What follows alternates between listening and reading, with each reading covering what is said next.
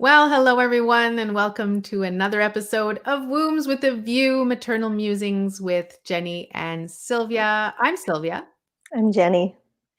and we are here to share our stories and insights to help you figure out your options when it comes to pregnancy, maternity, birth, parenting, the whole thing. And today we're getting out of our pregnancy and birth realm, and we thought we would talk about something that's in the news now for the the last 6 months, Jenny. I think we And when all we thought when this we was good. Go ahead. when we started our show, we actually started a podcast, and we were wrapping our minds around how to make a podcast happen. And I remember thinking about current events, and we're like, okay, but if we do a COVID thing, like it will be dated.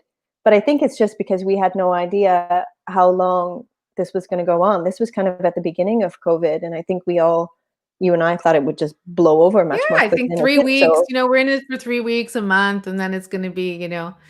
I had a dream the other day about March 12th. Isn't it March 12th when we were all blissfully unaware of what here I didn't anyway? remember. I did not remember the day, but so yeah, going. So your dream rewinded you, Yeah, that's rewound it. It was you. like, oh, March 12th, blissfully unaware of everything. And then March 13th, lockdown. And here we are.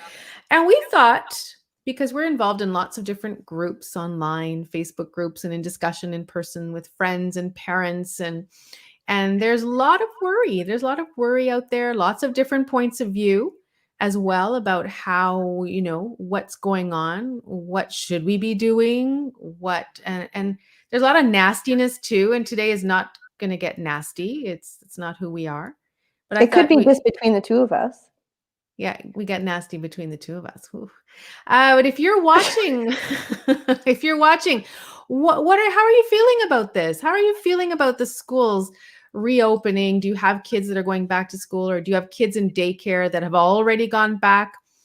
There are different ways that people are managing the the lockdown, the quarantine, and life in general. I think there are, you know, everyone on the different kind of spectrums from not going out at all uh, to opening up, as the government's allowing all of the opening up, and then to disregarding all the rules altogether. I think you've got everything on the Mhm. spectrum.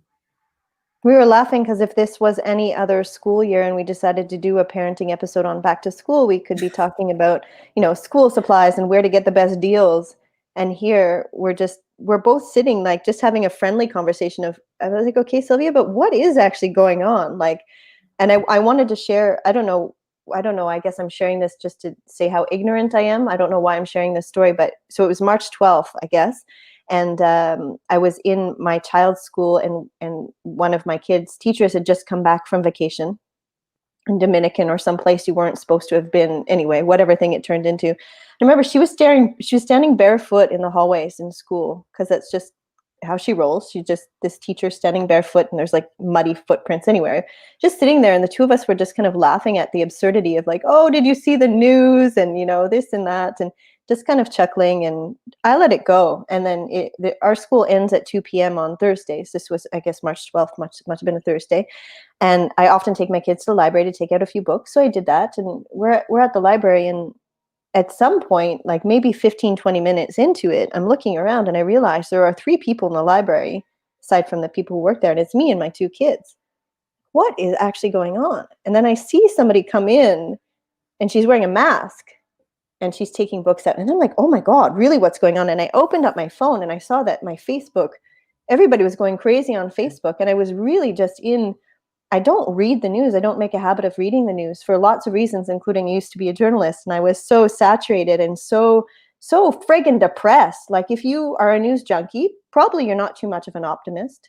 If you are a news junkie and you're an optimist, please leave a comment saying that that does exist. But for me, it always hit me hard because you're bombarded only, as we know, with the bad things. There's not really much good to read in the newspapers or to watch. So anyway, that was my realization of, oh my God, something is actually happening. And then of course we just never went back to school. And I And here kind of we are. stayed in that bubble. And when I would get out of my bubble and pay too much attention to the news, I found myself becoming afraid. I'm a bit of a hypochondriac as it is. I found that the news was feeding my fear, and it wasn't really bringing me much value at all, knowing the death counts in different places around the world. All I actually need to take from the news is what am I allowed to do and not allowed to do as it pertains to like work. So we work Mm, as doulas. We need to know in the news, are doulas allowed in the hospital or not? When I go to a client's house, what is the expectation of me wearing mask, hand sanitizer, all that stuff? That stuff mm. I'm responsible with and I pay attention to. But knowing how many people are dying on a regular basis, I don't find brings me Well, it feeds any. into the fear, right? So what's happening with the school system? We're gonna lay it out here. We're not experts. I did not look into all the studies and read the 50 pages from the Ministry of Education, but I know my kids are going into grade 3, 5, and 7. So I have one going into a new school and a high school, and a whole new experience for him during this time. So that's a little bit we're in the unknown. What I understand, and please correct me if you know other things, put them in the comments. We want this to be interactive, and we'll read them out and have a chat. Masks will be mandatory for the kids grades 5, I believe, and up in the common areas, so not in classrooms. Classrooms now are considered a pod, so you'll be wanting to spend time with the classrooms, particularly for elementary schools. I believe there may be some smaller pods for the high school students. That I'm not too sure of just yet. We haven't had much information given, and you put that on your Facebook page. You said, "Hey, I haven't heard anything from the school. Like, what's going on?" And I think that's what's frustrating a lot of people But it's the is scariness too. not It's knowing, the unknown, and that's generally right? speaking where fear comes from, is looking too much to the future and also not knowing what the heck is there. And we've never really known what is going to happen tomorrow. But I think now we're realizing that we've never known what is going to Yeah. happen tomorrow, and that can be scary As or doulas, we, exciting. we often work in the unknown. As doulas, we're in the unknown with our clients, and if we're going to make a relation, right? And sitting there, we don't know how our birth is going to unfold. So there are lots of points in common here that we relate to. I think also, and I can make another relation to birth is options. Parents, what I'm reading in my Mhm. groups, are upset about the lack of options here in Quebec compared to other provinces, let's say Ontario, where here there's a mandatory, you do have to go to send your kids to school unless the child or someone in the house or that they are acquainted with or living with is immunocompromised. Then you can get a doctor's note and not send your child to school, and there will be programs for them to learn at home. But there wasn't that homeschooling option that you could tick off the box, and I think that really ticked people off in my groups. I And it saw might that. have and it might have upset people just because there was no choice. Yeah, You no know, when it choice. comes to the Yeah, government, no choice. I always Yeah. say, like, I have the opportunity, to send my kids to, this will get too political, whatever. I could send my kids to English school if I chose to send my kids to English school because I grew up in Canada. I choose to send my kids to French school for various reasons. I think if I didn't have the choice and I had to send my kids to French school, it would be a different ball game. So I do wonder if it's the same thing, just to know that that option exists, even if the parents weren't necessarily going to be like, okay, I'm a homeschooling parent now. Just to really have no options can feel kind of gross. Yeah, compared to Ontario, where I had a conversation with a client yesterday there, and she said, "Oh, they've got options. They can, send their kids back to school, and that might even look different, where it is going to be 3 days, 1 week, 2 days the Mhm, next week, and, mhm. and continuing like that." I believe her kids are in high school. There's the distance learning option, where your kids will be able to learn from home. And they're with the teachers online Zoom calls, and then there is the homeschooling option where you take full charge of your child's education. Ontario, they already had that in place, and it was very easy to do so. My friends there tell me that you can just tell the government, the Ministry of Education, that that's what you're doing in general, and there's no problem with that. They'll just say, okay. While here in Quebec, you got to jump through lots of hoops to become a homeschooling And parent. it But happened even more recently. They really cracked down. I have a few friends who do homeschooling, and Quebec seems like the worst possible place to do it. Ontario, BC, you have all kinds of support. You're not treated like there's mm, something wrong with you. Whereas in Quebec, if you choose to homeschool, yeah, you're something wrong with weird. you. You're weird. Yeah, here, Sarah. I'm so glad to be in Ontario and get to homeschool. Oh, And I'm happy that she's doing that. That's great. And it's not necessarily for everybody. I will tell you, I would never want to homeschool my kids. I just wouldn't. I just wouldn't. I can't say that I did much Because homeschooling. you're a selfish and terrible human, I Sylvia. am. I'm a bad mom. I'm a bad mom. But again, it's knowing who we are, and Mhm. there are some really good not good parents, but parents who are really able and love that aspect to it and want to spend time with their kids. Doing projects and things. And that's just not me. So I'm really looking forward to the school going back. And am I nervous about it? Am I anxious about it? Um, no, but I'm interested in seeing how it's all going to play out, particularly since we don't have much information. Wow. I'm giving it 3 weeks until it's all shut down again.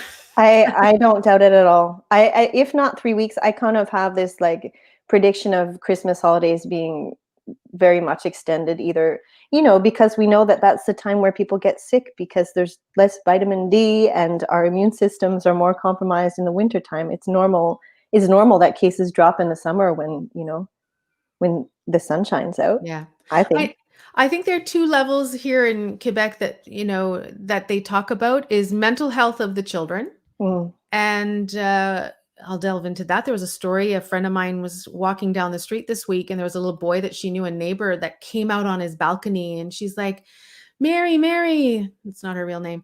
Hi. And she said, Hi, how are you? He says, This is the first time I've been outside since March. And this was last week in August. So let's just sit there, right? Like listen to that. That child has not been outside since March. And there we have the mental health issues. And I did not realize that there were parents doing that. but it is in this society, and in largely in society, we will always value what we see, and we will value the physical health, even though there is very little risk to that kid, not paying any attention to how that will affect him for the rest of his life. Right, right. He's That's been, yeah, barricaded inside his house. How yeah. many of those children? We don't see those, we don't hear about those cases at all. Yeah. And there's also the financial aspect to it. Someone was mentioning to me, oh, they won't shut down. They won't be a full lockdown going forward because of the financial aspect to it. The government has no more money to be giving out, Mhm, federal or provincial. mhm. So they need to, that's why I think here, school being mandatory, there's a part of it that's financial. Again, I'm talking in my own, these are my own thoughts, right? I'm Assumptions, not yeah. basing them on anything, but I feel that myself, right? I do think the idea of kids needing school in order to thrive socially, I don't know, because I do have a lot of friends who homeschool and their kids are actually quite normal and they have homeschooling. I don't think that, like, there seem to be a lot of parents who are, it's crucial, just like a lot of times we think daycare is crucial for the development of a Mm, child when he's 6 or 9 months, which I'm sorry, mm. but at 6 or 9, now I will get whatever. This is my point of view. You're allowed. It's wombs with a view. Tell A us your 6 or view, 9 Jenny. month old does not need to socialize. I'm No. sorry. My kids are super social. I also am super stoked to get back to school. I'm stoked to get back to a routine. We're going to bike to school. I let go of the fear a long time ago, for better or for worse. Like I said, I chose to shut down, to stop focusing on the things that could happen and just be in the moment and see what's going on. And I remember one time, a couple of big moments for us. My girl came up to me. She's 9, and she I don't know what she was. Oh yeah, she's like that. She's like, Mom, I'm not feeling good. I was like, oh shit, she have COVID. She's not feeling good. And she goes, I'm not as happy as I used to be. Mm, And this was and a couple days later, we potted up with our neighbors, and those 5 kids, it was scooters. The 5 kids went on their scooters and they zoomed just up and down the street, and they just screamed. They were so happy. It was like they were these caged animals for too mm, long. And they came out, and that was a big moment for me of being like, okay, we can do this stuff responsibly. We're not doing anything bad by letting our kids have a social experience. So they need it. Do they need to be in school every single day 24/7 in order to be mm. normal? No, I don't think so, No. but I'm glad it's happening for now. We'll see, I right? We for don't now, and I know. don't think the government will let it go until it's detrimental. I don't think they're gonna let it go that Do far, you right? think it's part of the fear for people who are really afraid of this, is that we're worried we're gonna bring our kids to school and they're, like, all gonna die in the school? I don't and then know. we'll not Tell see them us. We've again? got listeners on. How are you feeling about all of this? What are your worries? Tell us. I'd be really interested in hearing here. I get it. If you've got, a grandparent who lives with you or you see Yeah. them a lot, you don't want that child to be bringing in germs to them. Of course, that's normal. So I'm totally all for options. And if that's the case, you can get a medical note and do the homeschooling option or the online option that they will be providing. People are Um, talking too, though, about tests, like, if we're testing even for the mm, asymptomatic, because the test is so simple, like, why not just get into doing that a little bit more? yeah, I don't know. I don't know. One thing I had a discussion, I think, with my husband at one point, and we were talking about, the risk of having your child fall off the monkey bars or have Mhm. a biking accident in the summer, rollerblading, or all these different types of sports is quite high.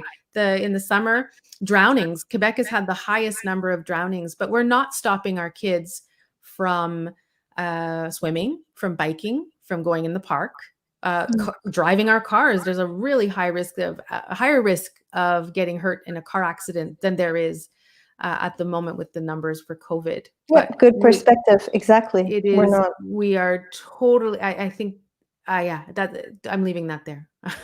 It is a perspective, right? And I'm like, oh, that kind of makes sense. Like, we're not stopping our lives in general without COVID for all So these why do you think we're dangerous so things. focused on it then? Why is this the only thing we're thinking about?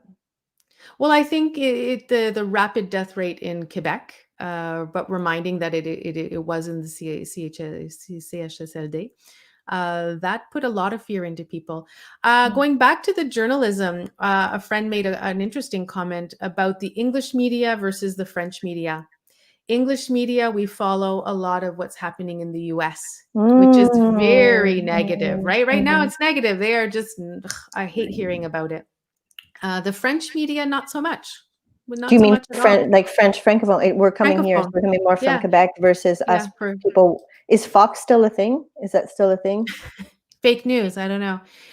Yeah, Jennifer's not having options. I would have preferred a more hybrid option to a in-class and distance learning. Yeah, just to see how the fall goes. Yeah, testing the waters, perhaps. Yeah. Slow and steady, Um, right? Other than as we're assuming. I don't think I'm gonna yeah. bring my kids into school and they're gonna die. I think I'll bring my kids into school and some of the kids are gonna get sick and then it's gonna shut down again, right? And not even get sick. Just they will have no symptoms, but they know that they've got it, right? Why will Because they be not testing?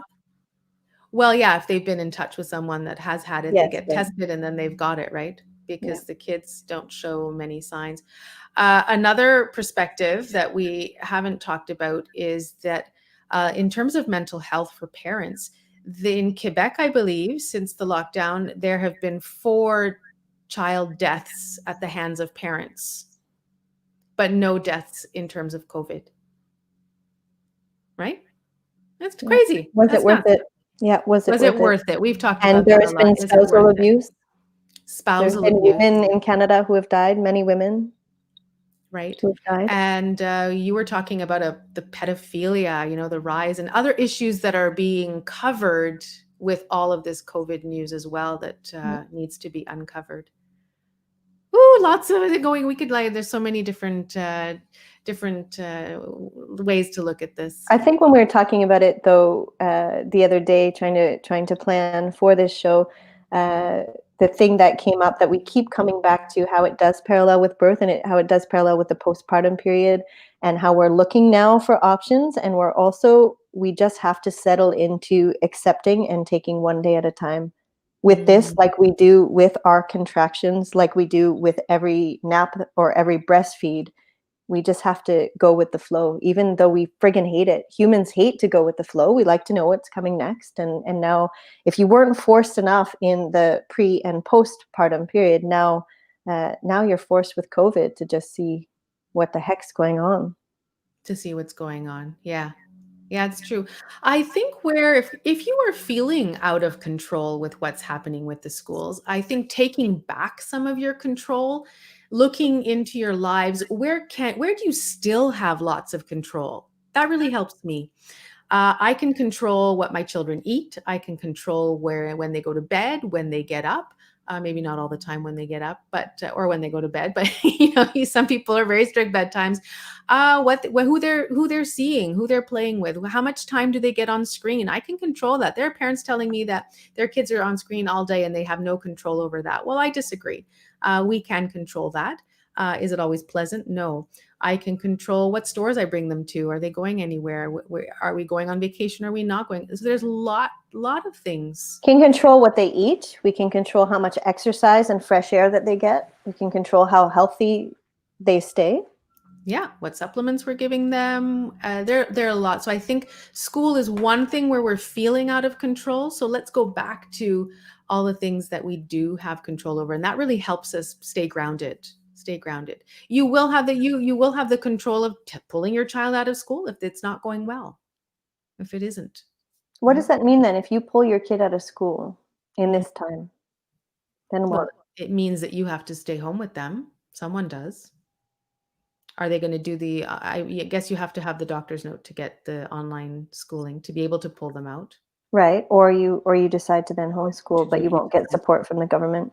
Right. Who knows? Who knows how parents will rally to if there are enough parents who are against whatever's happening. And you and I have between the two of us 5 really healthy kids. We don't have kids who have. I have a good friend who is having a very hard time with this because her son could get quite sick. So we're coming from this privileged place of totally, really healthy that. And I don't have relatives in town. I don't have anybody to make sick. I'm not worried about getting it myself. Maybe I should be. I'm comfortable being not worried about it. I'd rather stay there for the time being. So it's all perspective in our point of view. But I think the control and I always think of the serenity prayer. And my grandma is super 96 years old, super religious, super faithful person. And she just always told me the serenity prayer. And then as I got more and more into this yoga thing, it just still applies so much, grant me the serenity to change the things. No, backward. Do you remember it, Sylvia? No. Grant me the serenity. Anyway, to recognize what you can change and what you can't change, and to work on changing the things that you can change. Although there's now this other kind of Facebook messages that I'm seeing these days that is to change the things that you can't, that you think you can't change, to make the changes in those areas. And that's when you're talking about going, maybe people have to have strength in numbers with that stuff. Strength in numbers. I mean, look, when they shut down the Jewish General Hospital said spouses weren't allowed at the births.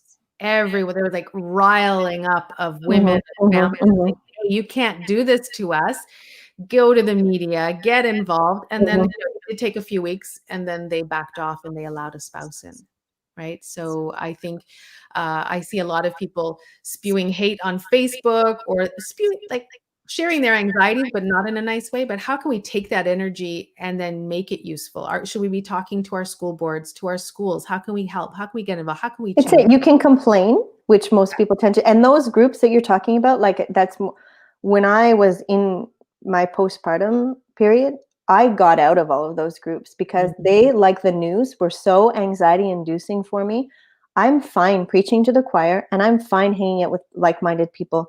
I understand a lot of different perspectives, but in my day-to-day, I don't need to be yelled at aggressively. When we were having this conversation, I didn't really realize there were so many points of view of what was happening with this. I was kind of like, well, what can you possibly fight? She thinks this thing, you think that thing. Why do you have to fight about it? Don't you realize that you can have 2 different points of view and still be friends? Which is why you and I can do this show together. Yeah, we didn't get in. We didn't get into a lot of things today. My gosh. So yeah, yes. Well, there you go. We've got some other. Yeah, what do we have here? Here, mom's giving birth, and those will have to get an epidural. Oh my God, Sarah, that's horrible. Yeah. I did not know that. The epidural, and without being doulas who are anti-epidural, we also know that the epidural is all about control. There are good things that come with the epidural. There can be relief. There can be useful times for it. I had one. I don't think you had any.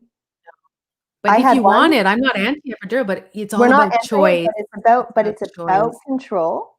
Once you Yeah. have the epidural, you are no longer up and bothering anybody. So, Mhm. So yeah, again, that comes back to the school, right? It's all about what Jennifer mentioned, having options, and where some people are worried, like upset that they don't have options. So, going forward, since we are in the unknown, and with the last few words here, let's make some plans. That would be my homework for everybody today. Is let's plan what that looks like if our children go to school for the next month or so. What will you be able to do? Will you be able to work? If you have a business, you'll be able to run your businesses. Plan B, what if it looks like if they are taken out of school after a couple of weeks? What do you need to put in place? How will let's start thinking about these things and putting some plans in place again so that we feel somewhat in control of what that looks like. And plan C, sometimes we need like worst case scenario, no online schooling and not being able to work, having the kids all the time. Really, that means homeschooling. What does that look like? Yeah, that would be those are 3 options that look three pretty options. pretty obvious enough that could transpire. It's so funny. I'm so like I was whatever. I'm so in the present moment. But I've made like I really have made this intention to do that. That like in 4 minutes I have to go somewhere, and I still haven't figured out the route. I don't know, because there's construction in front of my house, and maybe I'm going to walk out and fall into a hole, and that will be the end of it anyway. So why waste time with plan A, plan B, and plan C? No, but I think you're right. If people are having anxiety over it, and you can write down and have some concrete, usually when you have something on paper, life does not look so bad. It's when we're so caught up in the head and the worrying and, well, what if this, what if that?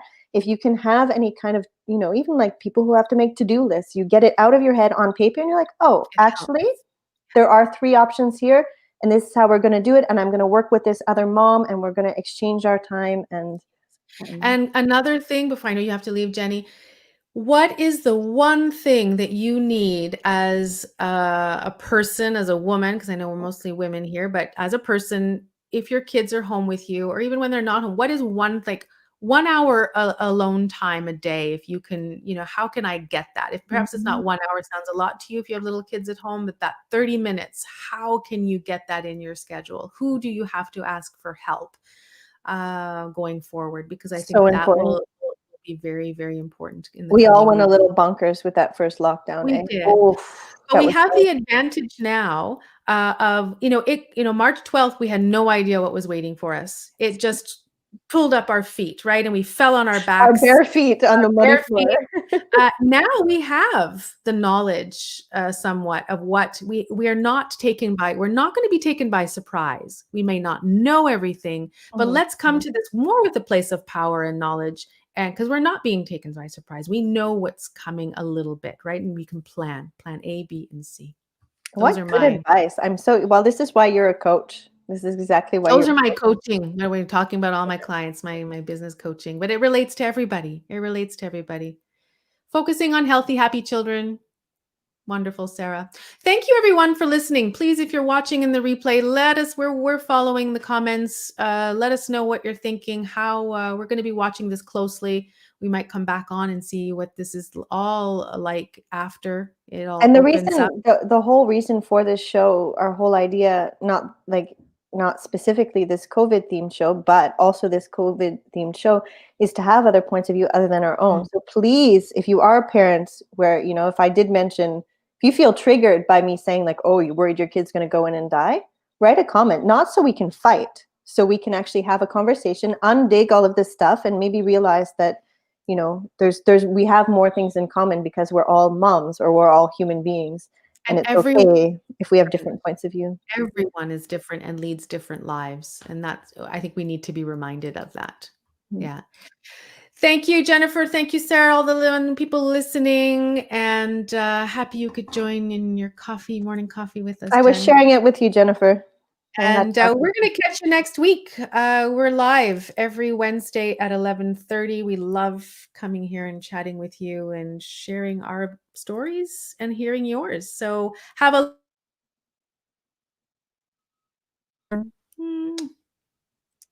bye.